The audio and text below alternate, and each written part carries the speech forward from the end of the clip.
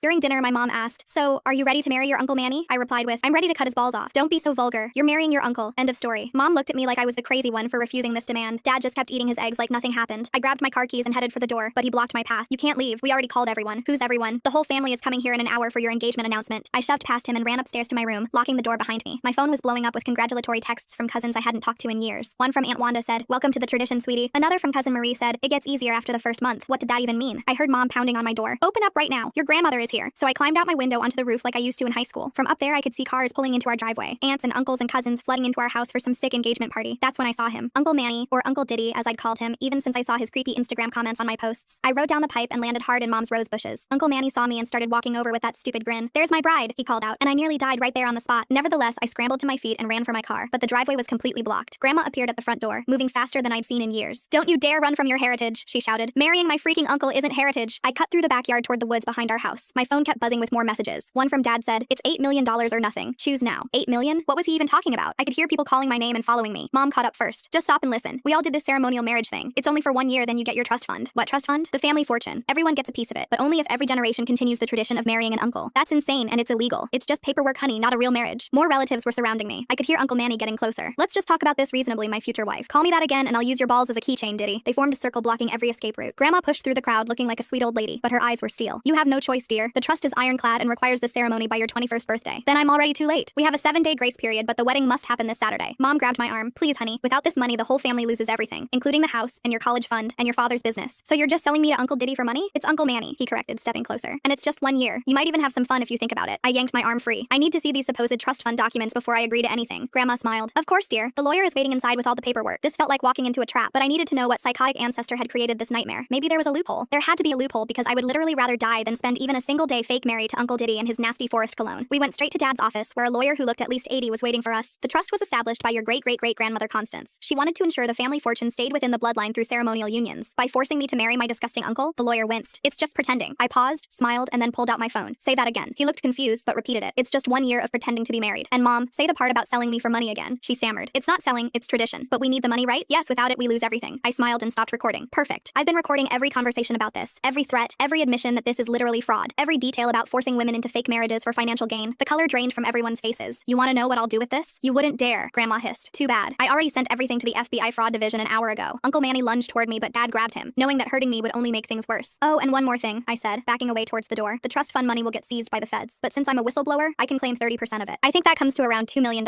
"You snake," my mother spat out, but I didn't bother responding since most of them were going straight behind bars.